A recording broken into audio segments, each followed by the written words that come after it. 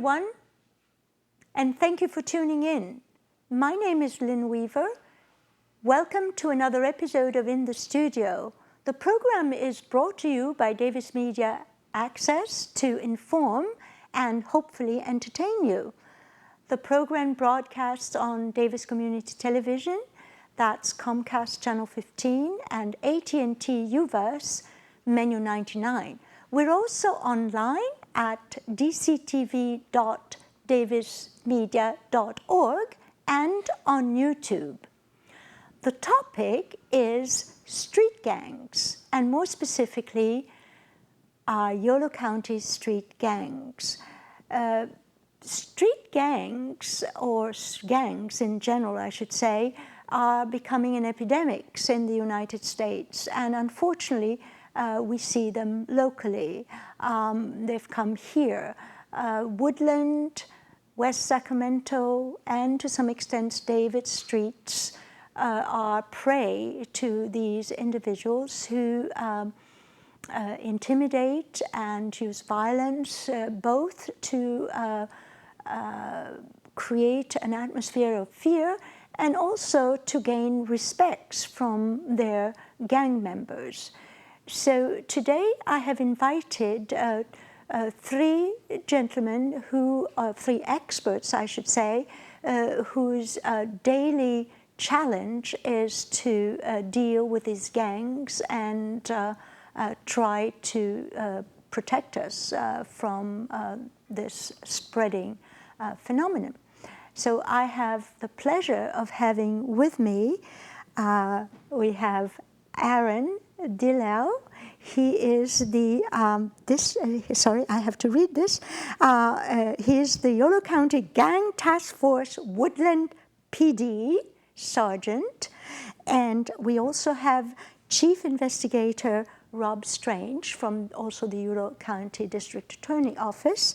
And we have Aaron Moe, who is the District Attorney Investigator. Right. Gentlemen, thank you so much for being on the show. I really appreciate your time.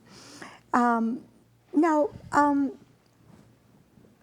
ask this, the big boss. What do we currently know about gangs and gang-related activity in Yolo County? Can you give us a sort of a 30,000-foot picture? Sure.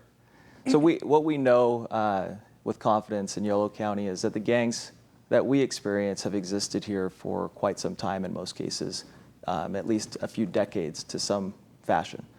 You talked earlier about the communities of Woodland and West Sacramento. Pretty safe to say that those communities experience more per capita gang incidents of gang activity than most of our communities do, but the reality of gangs is that they continue to have a life and proliferate, whether that be in our communities generationally, passed on through generations of families in some cases, but definitely through the spread through different means. So our gang members are savvy with technology and social media, so there's different ways that our gangs tend to grow now, and that's where these fellows are there on the front lines, looking into that, investigating it, and following these trends on a day-to-day basis. Do you, can you say that this is spreading? The gang relating activity and gangs are spreading? I don't know how confident I would be saying that it's necessarily spreading. However, it's safe to say that it is. It's definitely has a lifeblood. It's here in a lot of ways. Unfortunately, I think it's safe to say it's here to stay in some respects. Yes. And that's where our challenges and some of the partnerships that we'll probably talk about later in the show, where the community can get involved and where the community is getting involved through partnerships that on the government side between police departments, school districts, and other entities, community-based, faith-based organizations that have a stake in going forward into the communities and trying to prevent ultimate gang membership or to get involved in families to try to help with these at-risk youth that have a tendency to get pulled into gang behavior. And you've beautifully introduced the topic, and we're going to delve in that a bit later on the program. Now, Aaron Delao, I know you've had some very recent, as of last night, activity with one of the gangs, or experiences, I should say. Would you mind describing it and tell me if this is one of your daily bread challenges that you face in your work? Sure. And like Chief Strange had indicated, it's not so much that the gang activity and the presence of gangs is spreading, more so than it continues. So it's very frustrating for us as investigators, where we can make some gains and try to eliminate a presence, only for it to proliferate, using the word that Chief Strange had mentioned. Some of our daily activities, I can't speak with specifics, but No, I can tell you. of course, and you've sworn to secrecy. Sure. Yes. Yeah. But yes. By the on way, a daily, these gentlemen all have guns, but they don't show them. Sorry about that. But on a daily, there are new challenges, new hurdles. We work very closely with other agencies, Yolo County Narcotic Enforcement Team, as well as allied law enforcement agencies here in the county. So there's plenty of work to do, not only in the city of Woodland and in the Yolo County Gang Task Force, but also in neighboring jurisdictions. So we're always helping out, either in ongoing investigations, serving search warrants, conducting surveillance, helping out on cases, things like that. So there's no shortage of work. Would you, of course you don't want to say this is a losing battle, because that would not be appropriate, but it is a very difficult battle, wouldn't you say that? Oh, absolutely. Yes. And primarily because of how well-grounded many of these gangs are. They have quite a bit of history, and they're very well established and rooted, if you will, in their home communities. Yes. Whether it's Woodland or Sacramento. Yes.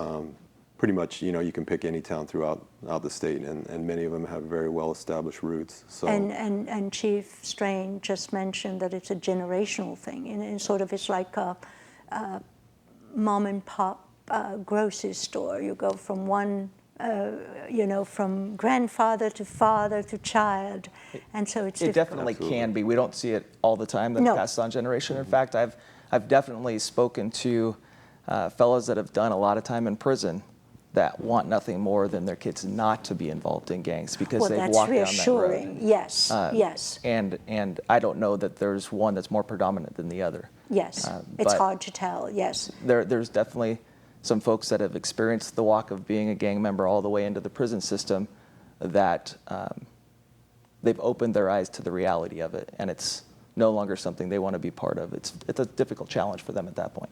In other words, it's not fun anymore, right? And Aaron, Mo, what's your take about this? The gang phenomenon is this? Can you tell me? Maybe tell us an example of something that you're working on. That Sure. Yeah. You mentioned before, you asked if the struggle against gangs is a losing battle. I wouldn't say it's a losing battle. I would say it's a battle that changes frequently. I mean, our tactics that we use. This is very well put. Yes. The tactics that we use has to change. I mean, from what I did as an investigator 10 years ago is night and day difference to what I have to do now.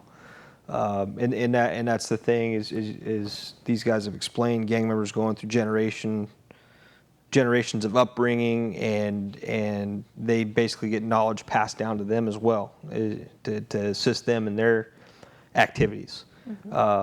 So I mean, something I did 10 years ago, investigating crimes from simple assaults to, sometimes breaking into vehicles and stuff. Now we got guys that are stealing people's identities and creating fraudulent accounts in their names. The drug dealing and everything like that has evolutionized as well. I mean, it's basically for gang members, it's all about the hustle. Is a common term that's used on the streets, and that's just somebody who's trying to make their way through the subculture to represent themselves and their gang.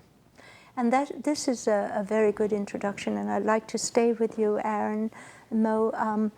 What makes an individual want to belong to a gang. We all have this intrinsically in us, whether it's a club or a family even, or a society, but they must know that belonging to a gang, you know, there's more to that. I think you tapped on it right there as far as when we were saying, when you talk to a lot of gang members, we'll ask them that specific question. Hey, why'd you join a gang? And there's a variety of responses that come from them. You know, from talking to gang members, they say just that, just to belong. Just to have people who are my friends, people who I can call upon at a moment's notice. You know, it's kind of like you go into the military mindset. Those are their comrades in arms, is a way to put it. Other reasons, I mean, people in this day and age, they're excited by the gang member lifestyle. I mean, you can see that. You're cool. It kind of comes off of that persona, yes. I mean, there's something about them, if they have a large amount of status within their gang, to when they walk into the room, everybody knows who they are. And for some people, that's exciting. You know? So this desire to belong, to be respected, to be strong is something very, as I said, intrinsic in human nature. The problem is, wouldn't it be nice to have good gangs instead of bad gangs, you know? And those exist too, I hope, anyway. Let's talk a little more about describe the gangs that we see in Yolo County, and then we'll go to more what Chief Strange was saying about how can we counteract, how can we remedy the gang phenomena. So what are the most notorious gangs? You know, I'm going to go to Aaron Delao. But jump in if you have. I think the most prevalent, as far as gang activity that we'll see here in Yolo County, can be attributed to your Norteño and Sureño. Norteño and Sureno, which in Spanish means northern and southern. Correct. Okay. Does that mean that they're mostly comprised of Latin American or Latino American people? I mean, I know it's a controversial question, but it not needs necessarily. To be, but I will say that, you know, both Norteño and Sureño street gang sets, you know, they have their origins in Mexico. Not necessarily Mexico, but with the Chicano culture, a lot of them are, you know, they have their roots in the Mexican American communities throughout the state. But it's not so much the way now that way now. It's not uncommon for us to find Norteños of every ethnicity and race, especially up, you know, farther up north. You know, many of these bedroom communities here in the farm communities are very well diversified as far as their demographics. So. When you say far north, which communities? The foothills, do you know? You know, up here in the valley, Sacramento Valley, Yuba City, a lot of the smaller towns, Oroville, Chico. Right. You know, you'll find a Norteño presence in many of these communities here in the Sacramento Valley. And what other gangs can you think of? Other gangs I could think of are gangs that have ties to white supremacist groups. Yes. Like the Aryans or something, yes. Correct. I mean, anything from the Aryans, skinheads, anything with the white power movement or has that type of persona. And they're all over the world. Correct. Of course, yes. Correct. Yeah. So. If I add to that, you know, we talked about Yolo County gangs. Yes. If I understood the question correctly, the ones that we really experience on a regular basis tend to be what I would say the Hispanic-based gangs. Yes. So those are the Norteños and Surenos. Having worked in another police department outside of Yolo County in a gang investigator role, I can speak a little bit to the region, having worked in a town just south of Sacramento. We dealt a lot with different Asian culture-based gangs. Oh, that's interesting. And what we tended to find was that they were a lot more transitory. So they didn't just do crime in their neighborhood. They were back and forth on the freeways doing stuff all over the place. Oh. And we even had cases where they would come over and do burglaries in Davis. So it's not unusual to see the movement of our gang members to different communities. The reality is once they're really ingrained in that gang culture, they're opportunists. Yes. They're looking for an opportunity to get their hustle, Yes. to come up with money. Yes. At the end of the day, there's always this even informal hierarchy within gangs. Yes. And so there is a pull to act out to impress somebody above you. Yes. So that drives a lot of not only the sense of belonging that we talked about earlier, but how do you increase your value within your given gang? Yes. Through criminal activity, Right. strength, killings, or whatever. Exactly. So there's two things that come to mind. One is how difficult it is to leave a gang. I understand it's almost impossible. I would say it's not impossible, but it's extremely difficult. I mean, there's people make life choices when they get into a gang, and it's the exact same when they try to get out of a gang. They are basically turning their back on the group that they once belonged to, and that in turns puts them in a bad position. I don't want to say paints a target on their back, but I mean that's kind of the recourse that comes down from turning your back on your gang.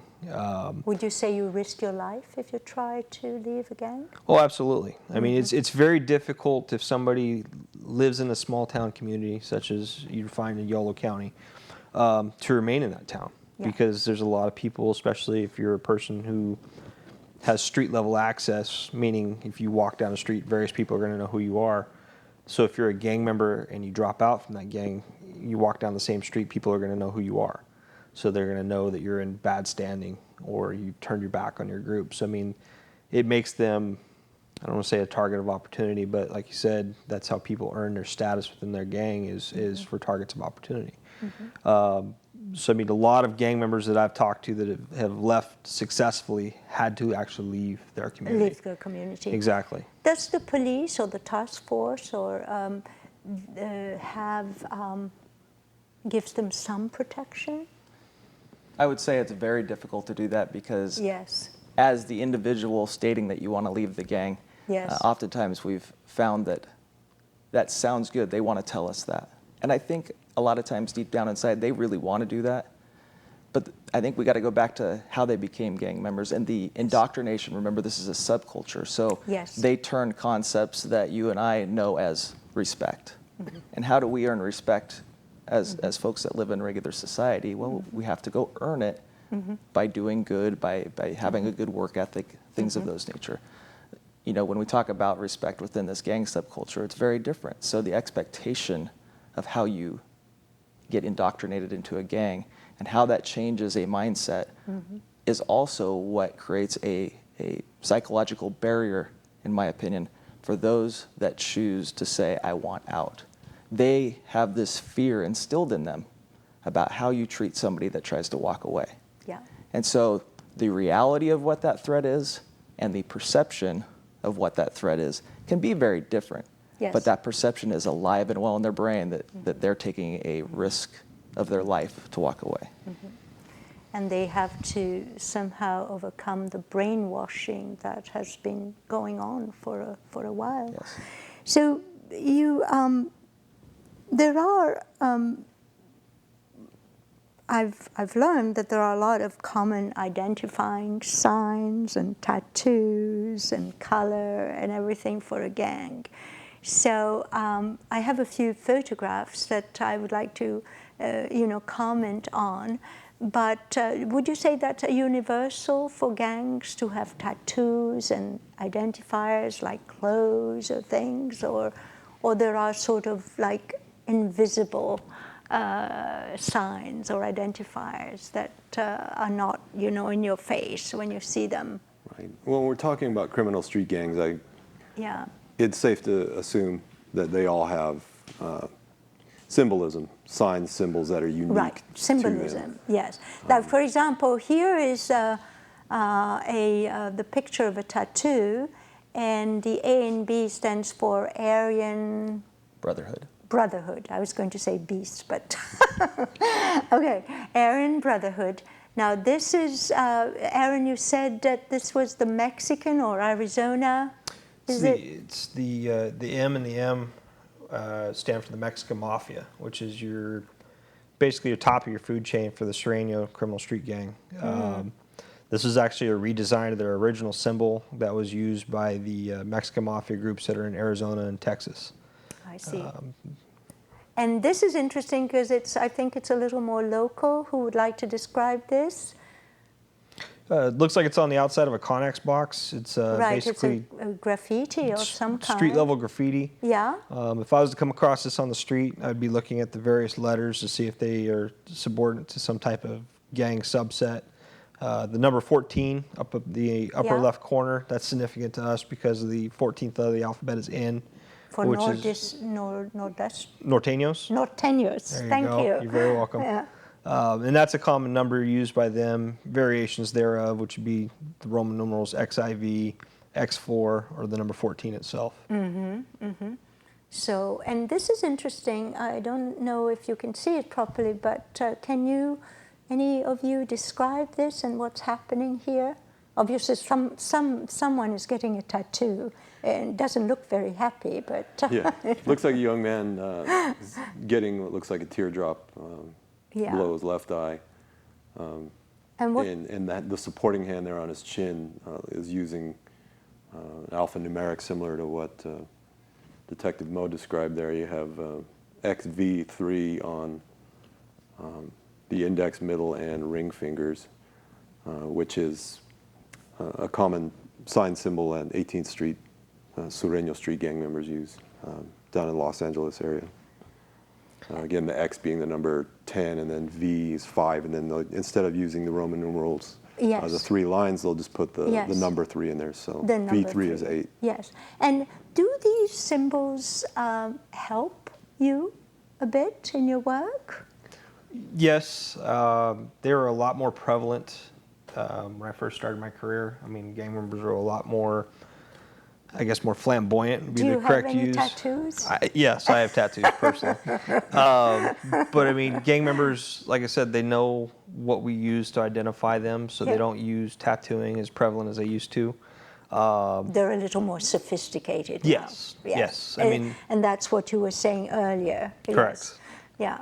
So, I mean, the gang tattoos, as you saw in the one photo with the gentleman getting the teardrop tattoo, that would show kind of like a street level tattoo.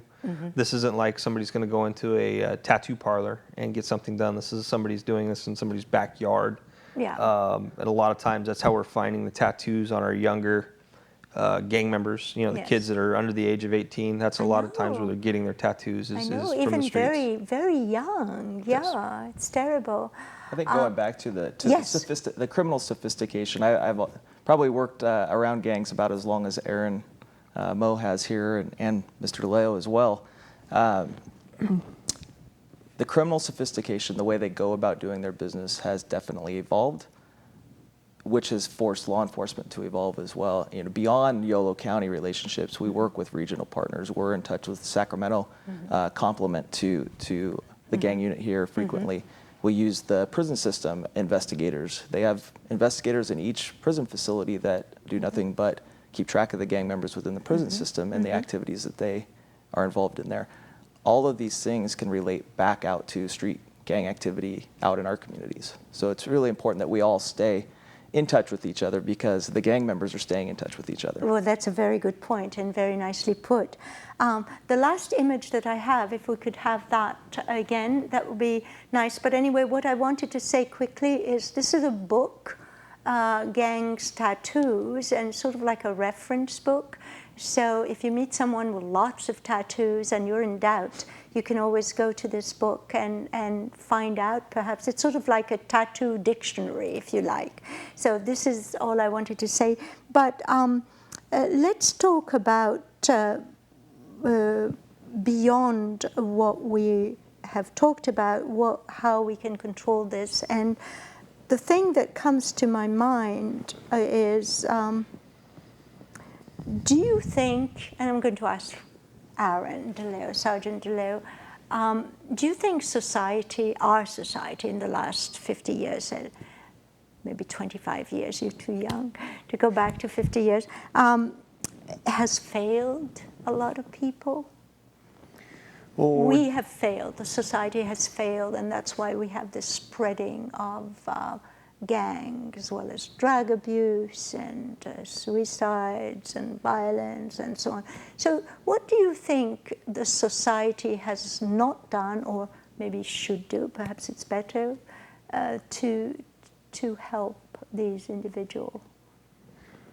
Well, I do think, I think the learning curve, perhaps, we've been behind a little bit on actually identifying that, street gangs have been around for a long time and that they are actually a problem. It's a community problem. So I think more is being done to address that, but for many, many years it's been an issue that hasn't been addressed or has been taboo or has been minimized in many cases where we're dealing with our gang members or younger gang members and dismissing them as troubled youth or simply as wannabes, when in fact they are actually developing a degree of sophistication. They are communicating and they're actually doing it. They're doing the work, they're putting in the work, committing the crimes, if you will. Yes.